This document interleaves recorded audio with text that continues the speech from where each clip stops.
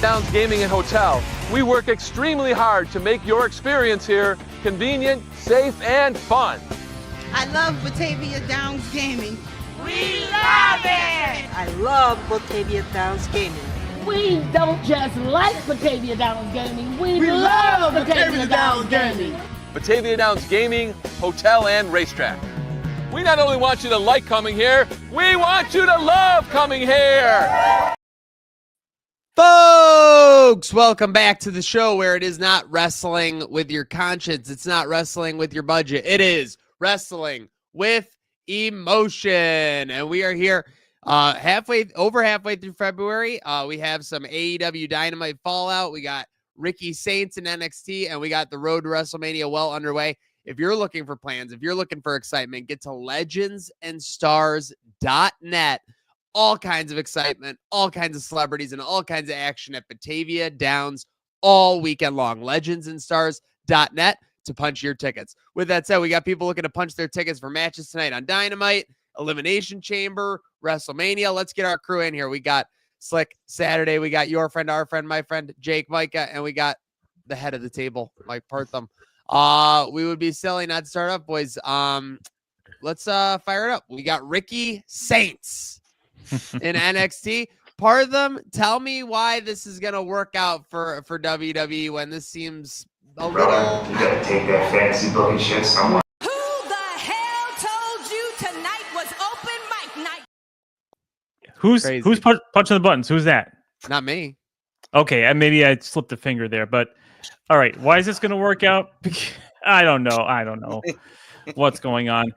I know that the Prophet had a prior engagement, so he's not the one pushing all the buttons. But anyway, so yeah, a little bit jarring that Ricky Saints is here instead of Ricky Starks, given that Jade Cargill, Sean Spears, Ethan Page, and some others have come over from AEW and were allowed to keep their names.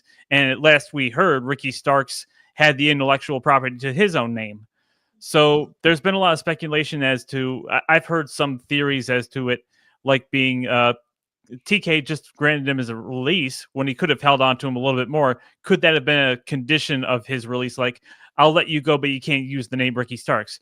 Or is it Ricky thinking that he didn't want the stench of his AEW run on his name and just maybe give it a fresh start and draw from his hometown inspiration?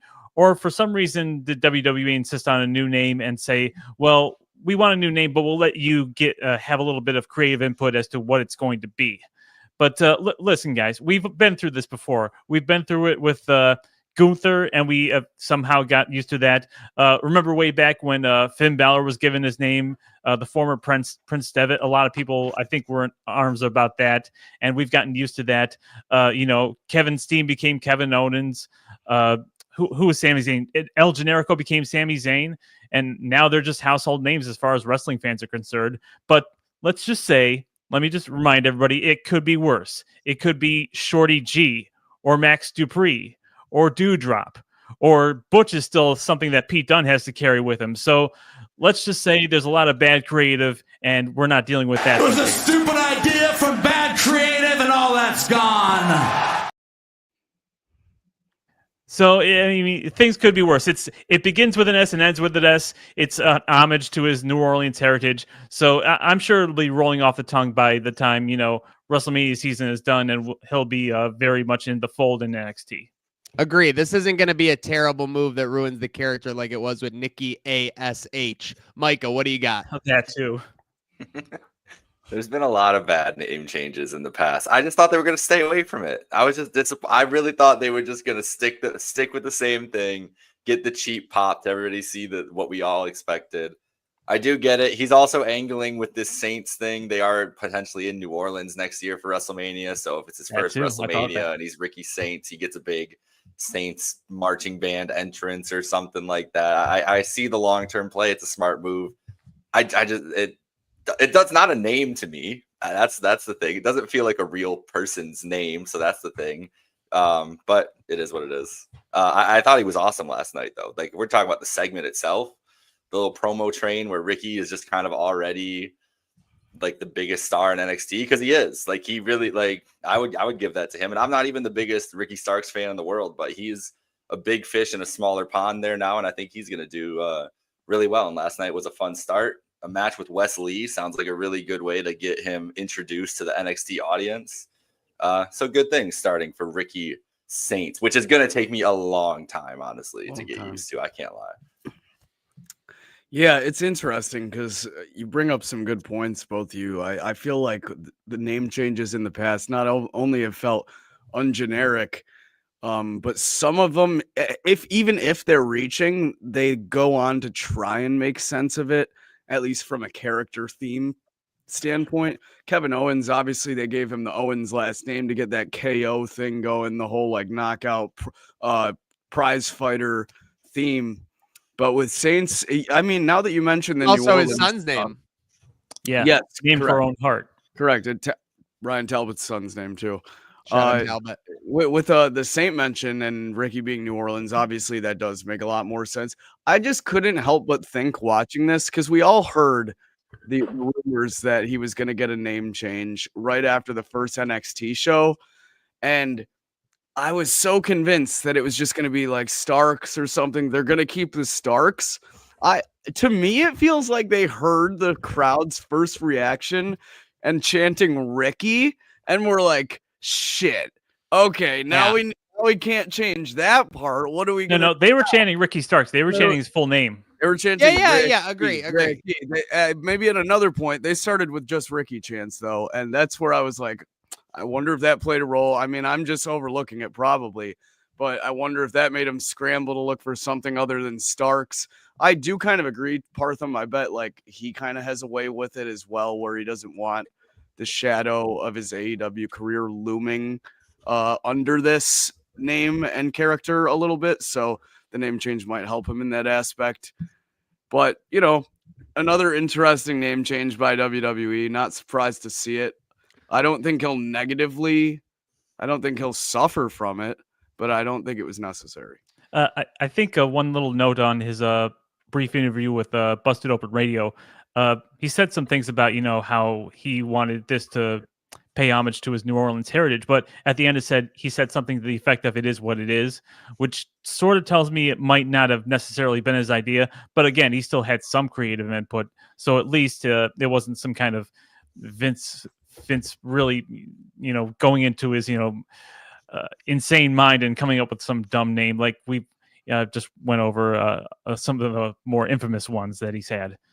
But yeah he'll be fine. The reason it's surprising me, and this is what I'll say on it, because you guys all made good points about it not affecting wrestlers in the past, it happening, etc.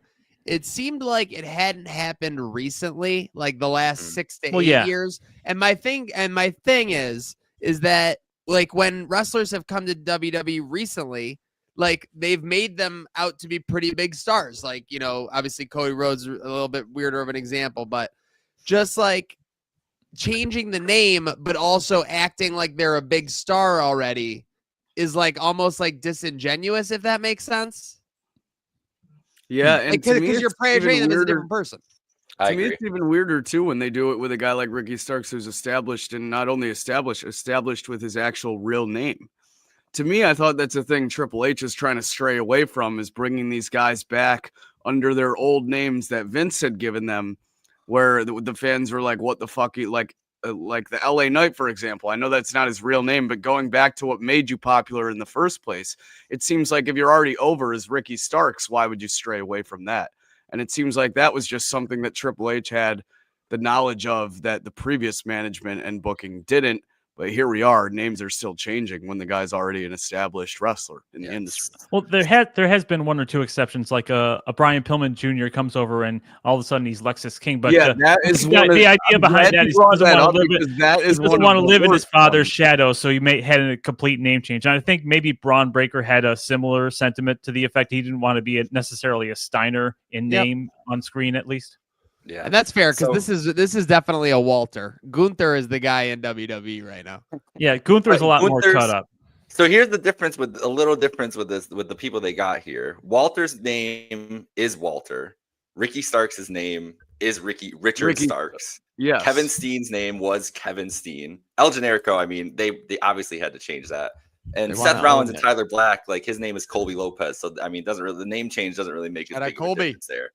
They probably wanted to change Kevin Steen because of the Kill Steen Kill shirts. Didn't want people wearing those to WWE shows potentially. So, and KO is such a just rolls off the tongue. It's perfect for a wrestler. But so that kind of fits in the same vein as the Walter Gunther thing for me, where it's like, I get it and it's fine. Like, we'll probably call him at that, but I don't know. It's got to be a trademark thing is what it really comes down to, right? Like, they just wanted the merch.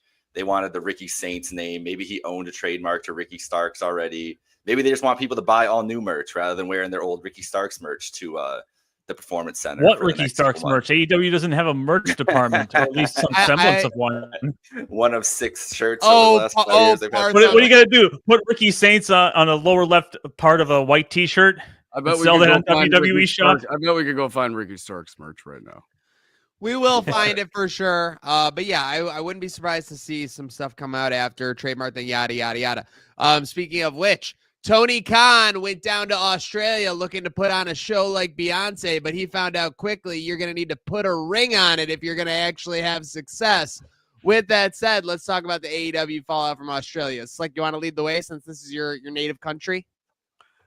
Yeah, I thought it was a good show. The entertainment center they had at Brisbane, it seemed like the perfect venue. I know there were reports they were going to be outside at first, bigger venue. It's, if anyone isn't aware, this time of year on the Gold Coast, it's blazing fucking hot. So it's probably a good thing they moved that indoors. Yeah, but some solid matches. Obviously not the marquee. Maybe everyone thought it would be, not the New York Grand Slams, the Arsha cards in the past with ovations before the bell even rings. But some solid matches where some local talent was showcased very well that normally might not be otherwise. And some endings that weren't necessarily expected to. I think there was some chalk matches you thought you could look at where you saw the expected ending. Death Riders kind of included. You know, we didn't really need them to do as well as they did, but it is what it is. I thought it was a great show. And then obviously the crowning achievement at the end of the show, Timeless Tony Storm pinning my girl, first ever 4-time women's AEW world champion in her hometown of the Gold Coast, Brisbane, Australia. So that's pretty dope seeing that. I thought it was a great show. The ring wasn't a thing to me until Partham brought it to my attention, to be honest. So I didn't notice it live, but it has been talked about a lot. To act like it's not the main discussion point coming out would be a little bit disingenuous. I know Parthy's got some points, but I want to kick it over to Micah, who I also know feels strongly about this topic. So Micah, kick it off. I'm not touching this ring discussion. Y'all can say whatever you want about the wrestling ring they used. The show was great. The first match was awesome. Like that opening match, starting off with everybody, all 4 of those guys getting super duper star reactions. And then they followed through with an incredible tag team match. And now we have a setup heading into Revolution. Honestly, this card set up a lot of matches for Revolution, I think. But that match specifically setting up 2 huge singles matches. A steel cage with Fletcher and Ospreay is going to be really interesting because they've worked a lot of high flying acrobatic stuff. So having them in a steel cage going to change the dynamic a lot. Let's see how they do that. And then obviously Takeshita and Kenny a couple years ago at All Out was awesome. So to see them kind of follow that up again, we'll see what happens there. Great stuff there. I thought the rest of the show was solid. I completely agree with Tony Storm going over because I think this is a rubber match made for LA in some sort of stipulation match and I think they could go either way with who goes over. Could keep it on Tony because clearly she is the ace of the division and who they want to be the main star of it. I mean, she's a 4-time champion at this point. Like, it's clearing out on anybody else, similar to Moxley in that vein at this point. But they could also just solidify Mariah. And I think, maybe this has gone on a little too long, but you've now made Tony Storm forever in AEW lore. You've done the same with Mariah, and they'll always have these 2 linked and remembered for a lot of incredible moments over the way. So I like where they're going. I think a 3rd match is definitely coming at Revolution. So that'll be fun too. Death Rider stuff was fine, is what it is at this point. We know what we're getting with them. Okada Buddy was a great match.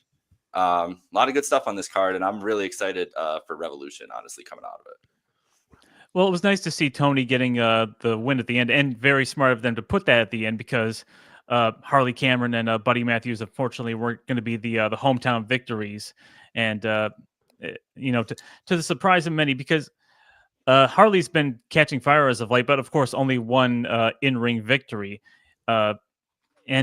for AEW to not necessarily capitalize on it, I don't know necessarily, give her the title win right away, but how are they going to keep her momentum going? Or is she just going to be pushed to the side because she's been fed to Mercedes and her long title reign of, 40 belts or however many she's got right now. Most of the in-ring action was good. Moxley choking out Edge didn't really do it for me because, why? What does that accomplish? Because Edge's got his title match. Edge's got his title match at Revolution, and you think, well, this is Wrestling 101. You give Moxley the victory now, so Edge goes over at Revolution. But I don't think Edge is going over Moxley at Revolution because I think there's a longer term plan, and whether or not they're going to be pivoting from it or changing it, I don't think it's going to be necessarily Cope's time to go over Moxley, because Moxley is basically running this whole thing, this whole Death Riders thing, for better or for worse. All I will say about the ring is that word on the street is this is the same way that they've done it for international shows, specifically the 2 All In shows, where not necessarily last minute, but very shortly before the event, they go and procure a ring from a local establishment, and the All In rings looked a lot better. They were literally 18 by 18, and there was nothing, sus about them, so to speak. What was sus? What was sus? Yeah, about and wait, hold on. Parth. Sean Ross Sapp said they had this planned out basically the whole way. They knew they weren't bringing a ring to Australia. They had it planned out. You're saying it was the last second. Well, what's true here? What's true? So you're saying that they planned out for Kyle Fletcher to go to his buddies at what was this? I forget what the name of the. I got it written down somewhere. I'm only saying what Sean Ross Sapp said. So if you're saying he's wrong, you're just listen. calling him wrong. I realize that Sean Ross Sapp probably does his homework, probably asks around, but my eyes are not deceiving me. I know what I saw in that ring, and I know it was not the same as what we saw at All In. That's fair. What was there, an elephant in the ring? What was the elephant in the room? Also, am I crazy? Is the only fallout some potential injuries that we don't even know about? There were no massive botches, right? There were no huge issues during the show. It just seems like I know I've heard that Omega does not like the AEW rings because they're a little too bouncy, and this one was even extra bouncy. You could see it bouncing even when the ref was walking across the ring at certain points, especially in his match. Should be Kenny's last concern at his age, getting over the rope on those suicidas. But it makes it feel like you're wrestling in quicksand when you're trying to do moves and you're running back and forth, and there's it feels a little bit more like a little trampoline-ish. Yeah. I just think there's a lot of speculation from a lot of people that weren't in the damn ring that are talking that really have no business. It's not about speculation. You do comparison pictures. What did you see? What did you see on TV? Grand Slam, and you see that the ring is smaller. The ring is smaller. That's it. And then okay. Supposedly this ring was borrowed from PWA in Sydney with Kyle Fletcher's buddies, and they brought it over from Sydney. And so it's probably good then. It's probably good then. Kyle Fletcher's buddies, they know what they're doing. They wrestle. Why does Tony Khan need to get one of his wrestlers' buddies to get a ring? Why can't he just buy a ring and have it made there, pre-made there, and have it waiting for him there?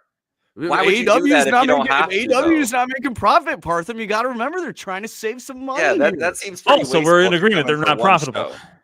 As everyone knows, no matter what, they're going to be at worst the second most profitable wrestling company in the planet for the next 3 years or whatever. With that said, I mean, it's very on par for the course for Tony Khan to utilize a local wrestling network and try to leverage that versus WWE-esque. We're going to buy all our own shit and literally make our own thing. I guess it's just those two things make total sense to me. So I really don't get what the issue is, since there's no injuries, there's no videos of any crazy botches.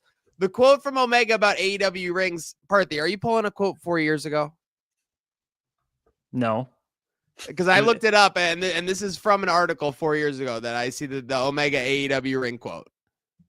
All right, well, regardless of either way, he doesn't. But my logic is just that clearly the AEW rings the rings a little now. Bit he doesn't like it when the rings has a little extra give in it, and it looked like that ring in particular did.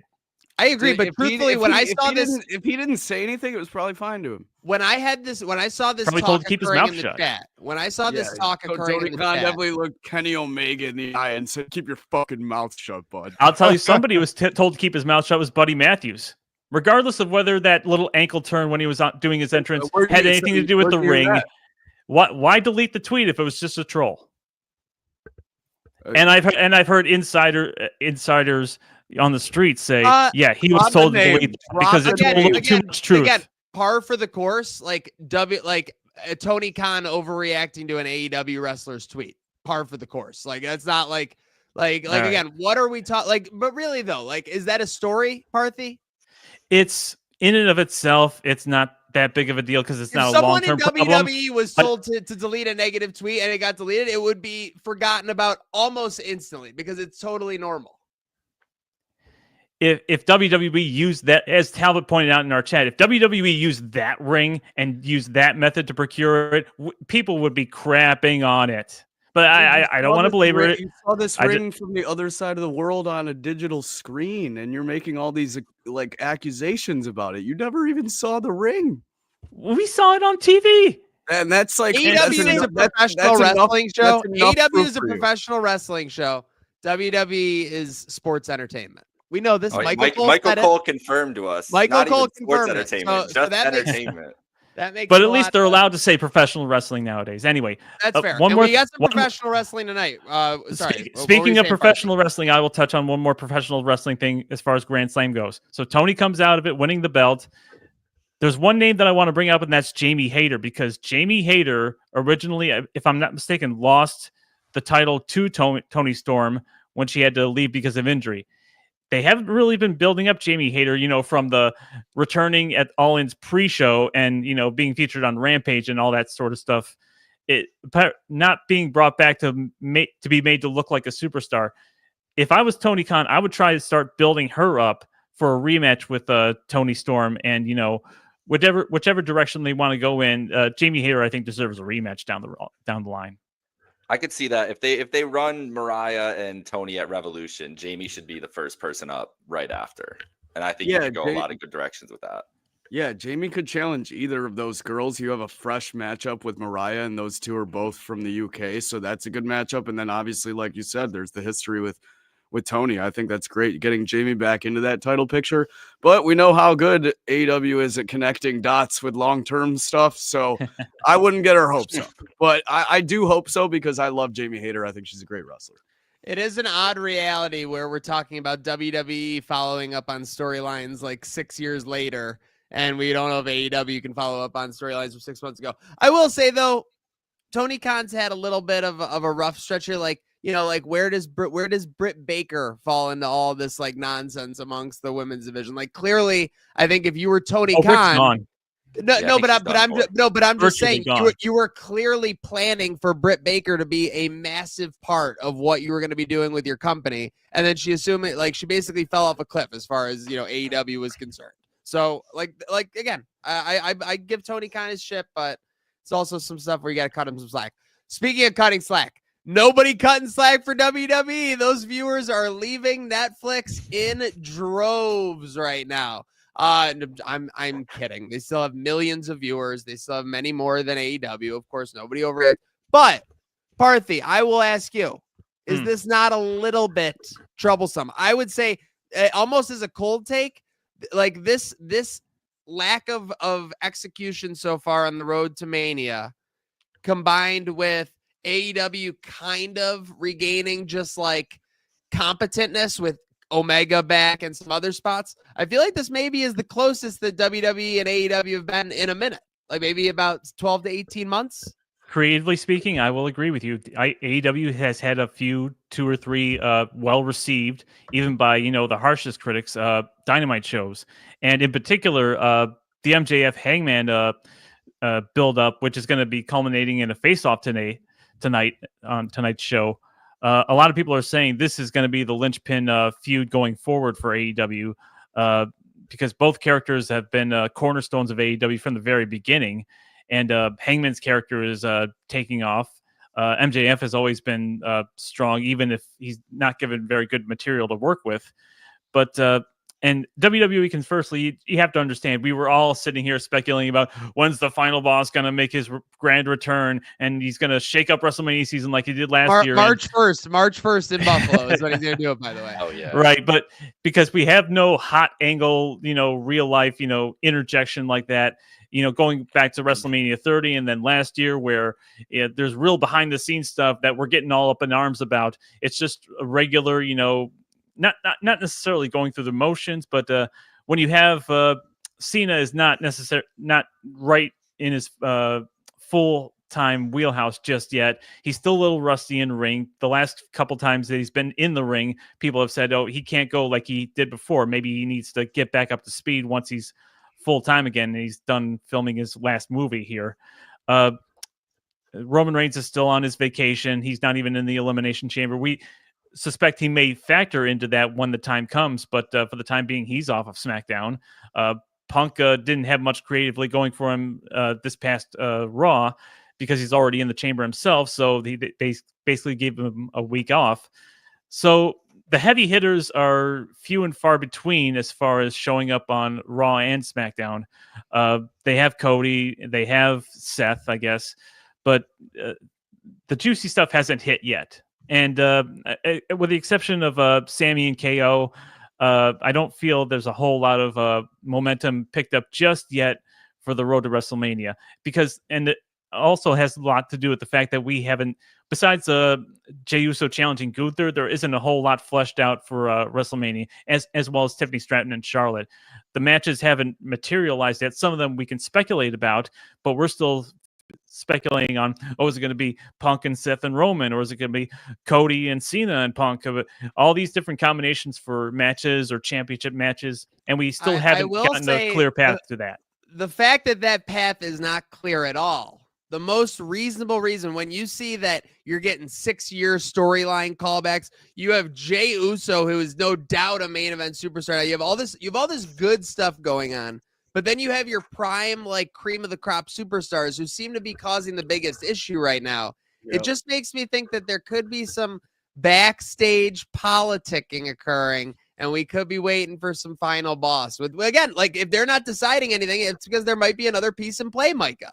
At the very least, it makes me think that they've set up this build in a way where they can pivot in multiple different directions in case Dwayne shows up March 1st in Buffalo and is like, "Hey guys," March 3rd, whatever it is. Because I think they have to consider that a possibility. Like, there has to be two branching timelines when you're planning WrestleMania, that Dwayne's going to show up and want to do something. And I imagine that something would be with Roman. So that ties up your long-term ranting for Roman, or if it's for Cody, if it's either one, whoever it is, it ties up what you really want to do for either of those guys. So here's the thing too. Here's the interesting thing for me. And I think it's just a symptom of the way the schedule works out, because WrestleMania this year, 2 weeks later, it's the 19th and 20th. So it's not the first weekend in April. So there's a couple extra weeks of build they have to do. So the way they've approached it here is, okay, Royal Rumble is the kickoff to WrestleMania season. Bam, we'll give you your 2 Royal Rumble winners. But EC has decided, like, we'll know all the answers that we want to know. We will know after Elimination Chamber. Like, we'll have the answers to who's fighting Cody. We'll have development with Seth and Punk and Cena and Drew, and we'll have more clear directions for them. We assume that we'll have the next night is Rhea Ripley versus Io Sky in Buffalo for that title. That will give us a lot of clear direction towards the women's world title picture, which is not clear at all right now. So the answers are coming. I think the thing is they're like having to pace out this build a little differently than other WrestleMania's years, because A, they have 2 extra weeks, and B, they're going to be in the overseas for so many of these shows that they don't want to give away everything until they hit those overseas markets and really start doing that. So I think it's just a different style and different way they have to go about it. But it's weird because usually last year, I mean, coming out of Super Bowl last year, guys, we knew the tag match. We knew it was probably going to be Cody and Roman and the tag match on night 1, and everything else was going to fill in behind it. We have no idea. Like, we know Jey and Gunther isn't going to be the main event of WrestleMania. So that's kind of it's a complete contrast from any other year with Triple H in charge, for sure. Jake, you made a great point with the overseas stuff because obviously that's a huge other factor. But this is like one of the last elimination chambers I can remember. Like you said, we're kind of like a lot of other matches, not just being the main event of WrestleMania, hang in the balance of what's going to happen at the last PLE stop before WrestleMania. It's a very odd thing that we don't usually encounter. But all 6 guys that are projected to be in this elimination chamber match have all been intertwined in rivalry in some way amongst all of each other for like what feels like the past half calendar year. And it's all going to fizzle out for Mania plans come this chamber match. Obviously, one's going to walk away in place to go face Cody Rhodes in the main event. But the rest of the stipulation and match wise, it is what the story is told that is inside that chamber. And who's to say Dwayne isn't to be the one to want to be like, hey, I'm near Toronto. Can I just close out the show like I did at what was that PLE? Roman and Bad Blood? Like, was it? Him coming back at Bad and then Blood. just not show up and say anything about why I did that. I could do that at Mania, right? I could just come back. Dude, can you imagine if he came back at the end of Mania? Our story's starting, Cody. Oh my God. Well, one other creative up in the air thing that we thought was going to be happening, and apparently they're going in a different direction. Rhea Ripley and Io Sky. We thought that was going to be the WrestleMania match, right? And now they're doing it the Raw after Elimination Chamber. So, and Rhea's going to have some brand new opponent that we didn't even think of for WrestleMania coming out of that Elimination Chamber for the women. So even that's sort of up in the air. We have no idea where that's going. I truly think Io is going to surprise Rhea, and we're getting a triple threat out of that. I think that's where we end up. I don't see any other reason you put that title match there unless Io has a real chance of winning that match. I was just about to say, who's to say Rhea walks out of that as the title holder still? So I agree with you, Micah. I think there could be more to that there. Charlotte Tiffany seems pretty set in stone, just like Jay Gunther. But yeah, a lot could happen between now and EC. And EC, a lot could change for WrestleMania. With the women's side. Speaking of things possibly changing as far as the writing goes, we heard Road Dogg being named co-head of creative for SmackDown, Yeah. and the fallout of that, and not to mention AJ Styles chiming in and saying, "Hey, just remember the last time he was in this position, a lot of his ideas were being, totally turned around and strung to the wall or whatever the heck." And we know who the hell AJ is talking about here. So yeah, there it is. Is this as publicly as any like wrestler has been like, yeah, Vince was fucking shit up? Yeah. Besides Punk's interview with Helwani, was it? Yeah. This is funny. Good stuff. Don't forget that AJ Styles is part of that exclusive club that was allowed to basically attack Vince McMahon for a little bit there. It was him, KO. They all got shots in through storylines and everything. Did he tell AJ Styles he just wanted him to get mad? That was the only thing. He's like, get mad, AJ. And then AJ hit him and attacked him, and like all of Vince's cronies like pushed him away, and they zoomed in on Vince, and he had that little wry smile. What a sick fuck he was. Speaking of sick fucks, we have Zayn and Owen, speaking of the shuffle, now slated for Elimination Chamber. Unsanctioned. Looks that way. Does this Kind a write-off? Crazy because this is a Mania match. This is a Mania. Agreed. I can tell you why they're doing it now, not just because it's in Canada, but they got different directions. Yeah. I'm pretty sure that Randy Orton, whether it's during the match, after the match, or maybe the SmackDown after Elimination Chamber, I'm pretty sure Randy Orton is on his way back and he's got his eyes set on KO. Meanwhile, Sammy, for better or for worse, he's got Karrion Kross, annoyingly in his ear, and Sammy's going to probably want to deal with that. Maybe even Karrion Kross gets involved in this match, to just teach Sammy a lesson for whatever twisted reasons that he has. But Sammy versus Karrion Kross, I think, is the direction for Mania that they're going with Sammy. And KO versus Randy Orton, I think, is a pretty safe bet for their Mania match. What an absolute gift of a WrestleMania spot that would be for Karrion Kross. My God. Talk about not doing shit on the group project and getting an A. That fucking guy more than he will ever realize. Bro, do I have to show you the thread about how he's ruined every superstar he's ever interacted with? Well, he's changed every superstar that he's ever interacted with.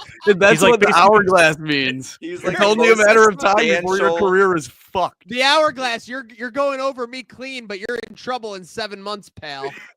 You're looking for a job in 7 months. It's despicable to do this to Sami Zayn, in my opinion. I'm sure Sammy's fine with it. I'm sure whatever. Well, I'm sure he's fine with it because there's a long-term vision, and we know what I'll bet you there's a certain opponent that is lined up for King of the Ring this coming summer that Sammy has had trouble beating. And where is Royal Rumble next year? In Saudi Arabia, where Sami Zayn is super over. I'm seeing the long-term vision here a year from now. So I bet he's more than fine with that. That's not giving me my Kevin Owens. That's not giving me Kevin Owens and Sami Zayn at WrestleMania. That's what I wanted. I don't care. I thought the long-term vision was going to be Sami Zayn saying he's not going to Saudi Arabia. I thought that was going to be the deal. CM Punk will be there, though. Yeah. All right. Well, hey, a lot happening. Armageddon's not on. Any final thoughts? Yeah, don't get cut off by Barmageddon, CM Punk. I know you're not mad about that at all. Any final thoughts for the final boss? My final thoughts are match I'm looking forward to the most tonight is the Meat Mania match between Big Bill and Powerhouse Hobbs, which, by the way, talk about a Mania match. Bill versus Will. Mania. Yes, Bill versus Will. I'm ready for the tonight. debut of the Ops. Yeah, the Ops is a crazy. Yeah, that's a crazy tag team name. Speaking of tonight, who came up with this idea of Orange Cassidy wrestling Roderick Strong for a shot of Takeshita's international title, and the winner gets to face Omega as if he's the title holder of the prize at Revolution? I mean, this is kind of backwards booking, right? Who the fuck wrote this bullshit? The prize. Kenny Omega's the star here. You get to wrestle Kenny Omega. It should be the other way around. It should be the title holder that you get to wrestle. What's more prestigious, Partham, the international title or Kenny Omega? That's not how it should be. This is. We all agree. What is the truth? But we all agree. We all agree. The right to face Kenny Omega is a privilege in AEW, and he is a star. And there's no coincidence that since he's returned, AEW has been a little bit more of a steady ship. My issue with it is Orange Cassidy coming back from his getting written off on TV, not addressing Hangman at all, and getting a number one contender opportunity for no reason. That's my issue with the booking of this match. But Tony just thinks he can slot Orange and Roddy in a match, and people think that it's vital. And so whatever, if you agree with that, that's fine. Whatever. So have Omega say he calls a shot. He wants a shot at the title, and the Don Callis says, you know what, you got to earn your way to have a title shot. So I'll have you wrestle have Orange versus Roderick versus Omega for the right to face Takeshita at Revolution, and Omega comes out of that the winner. That would make perfect sense. You want to talk about backstage politicking? Kenny ain't working that match, bro. He said, "Give me the title." Dude, yo, backstage politicking. Kenny is the president, basically. That's true. You're let's put a bow on it. Let's get ready for Dynamite tonight. Let's put it to bed. All right. Shout out to Parthy. Shout out to Micah. Shout out to Slick. This is not Wrestling with Your Conscience. This is not Wrestling with Your Budget. Make sure you're following along all week. This is Wrestling with Emotion.